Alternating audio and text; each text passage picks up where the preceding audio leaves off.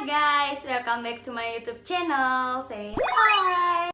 Buat kalian yang belum pernah nonton channel YouTube aku, perkenalan diri dulu ya. Perkenalkan, nama aku Madewi Tarinugraha Putri. Nah, aku yakin dari kalian semua sudah tidak asing lagi dengan wabah virus corona.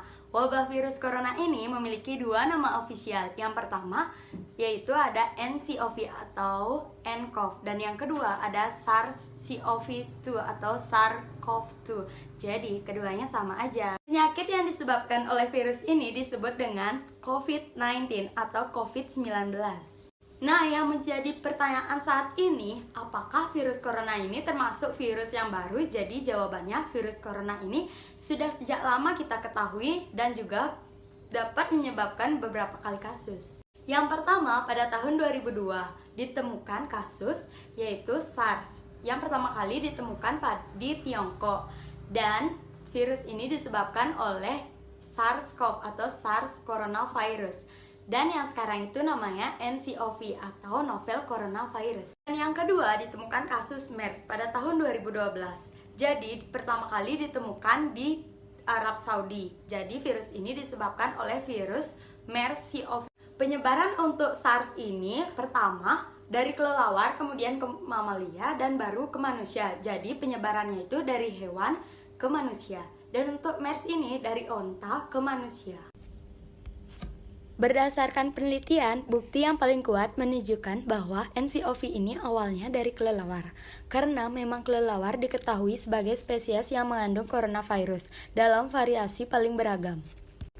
Coronavirus ini adalah virus zoonotik, yang artinya virus yang berasal dari hewan yang bisa ditularkan ke manusia. Apa sih yang membuat virus yang ada pada hewan bisa menginfeksi manusia? Ada dua aspek penting, yaitu yang pertama, adanya kontak antara manusia dengan hewan. Yang kedua, hewan yang memiliki coronavirus mempunyai kemampuan beradaptasi dari tubuh hewan ke tubuh manusia. Artinya, manusia yang terjangkit coronavirus menyebabkan gangguan pernafasan, baik dari saluran nafas atas atau bawah, mulai dari yang ringan atau flu sampai yang berat, yaitu pneumonia, yang artinya peradangan pada jaringan paru-paru, bahkan menyebabkan kematian. Kelelawar yang mengandung coronavirus berkontak dengan manusia di Wuhan, China, dan coronavirus ini mempunyai kemampuan beradaptasi di tubuh manusia. Akibatnya bisa terjadi penularan coronavirus dari manusia ke manusia lain tanpa harus adanya paparan dari kelelawar. Masa inkubasi coronavirus mulai dari masuk ke dalam tubuh manusia sampai menimbulkan gejala, yaitu hingga 14 hari. Artinya, ketika seorang terpapar coronavirus ini di hari pertama hingga ke hari 14 kemudian baru muncul gejala. Apakah dari manusia bisa menularkan ke manusia lainnya? Misalnya, kalian yang terinfeksi apakah bisa menularkan ke manusia lainnya? Jawabannya bisa. Jadi, virus ini termasuk airborne disease atau dapat tertular melalui udara. Setelah kita tahu bahwa virus corona ini menyebar sangat luas, terutama di Indonesia, terjadi pembelian barang-barang dalam jumlah banyak dan juga besar. Masalah ini tidak hanya dialami oleh orang Indonesia saja, tapi juga oleh negara lain. Namun bedanya di sini adalah jenis barangnya aja. Di Amerika Serikat, jenis barang yang habis dibeli yaitu tisu toilet dan juga susu. Di Indonesia, barang yang habis dibeli yaitu hand sanitizer dan juga masker yang menjadi sasaran sampai saat ini, sehingga barangnya semakin melonjak dan semakin mahal. Masalah ini termasuk hal yang sangat wajar dan juga masuk akal. Kita sebagai manusia banyak mengambil kegiatan dan juga wajib merasakan rasa aman. Akhirnya terjadilah pembelian barang-barang dalam jumlah banyak dan juga besar seperti yang aku bilang tadi.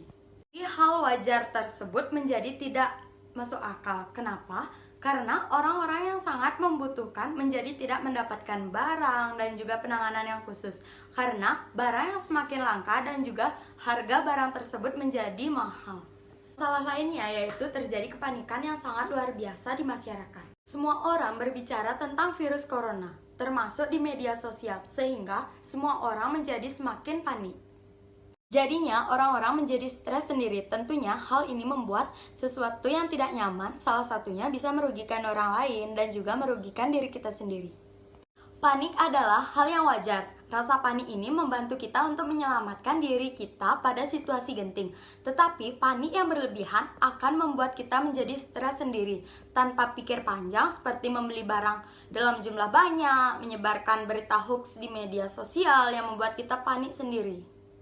Bagi aku, dibandingkan kita melihat bahayanya coronavirus ini yang sampai menyebabkan kematian, kita bisa melihat dari sudut lainnya atau melakukan hal yang positif untuk menjaga diri kita agar tidak terinfeksi dari virus corona. Salah satunya melakukan sesuatu di rumah, dari belajar di rumah dan melakukan hal positif lainnya. Virus ini dapat menyebar ketika orang yang terinfeksi batuk atau bersin. Air liur bisa menempel di berbagai tempat seperti tangan dan gagang pintu. Jika kalian menyentuh sesuatu, kemudian kalian memegang wajah, mengucap mata, atau memegang wajah orang lain, bisa jadi semuanya akan terjangkit. Jika kalian melihat seseorang yang terlihat batuk, bersin, disarankan agar kita menjaga jarak. Selain itu, penggunaan masker cukup efektif untuk mencegah penyebaran virus ini.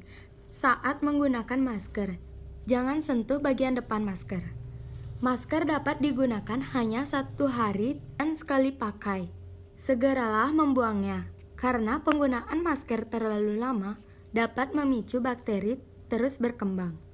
Coronavirus dapat menempel suatu objek selama 24 jam. Untuk membersihkan, kalian dapat mencucinya dengan sabun. Pada langkah-langkah mencuci tangan, kalian harus mencuci secara menyeluruh dengan sabun. Mulai dari punggung tangan, sela-sela jari, hingga bawah kuku kurang lebih selama 20 detik. Untuk menghindari terjangkit coronavirus, jangan berbagi makanan atau minuman dalam satu tempat. Jangan lupa melakukan olahraga secara teratur agar imun tubuh semakin kuat untuk menghadapi virus. Ketika berbagai cara penularan infeksi coronavirus sudah diketahui, maka segeralah melakukan pencegahan dengan memeriksakan diri ke dokter. Nah, sekian pemaparan tentang virus corona dari aku dan juga pencegahannya.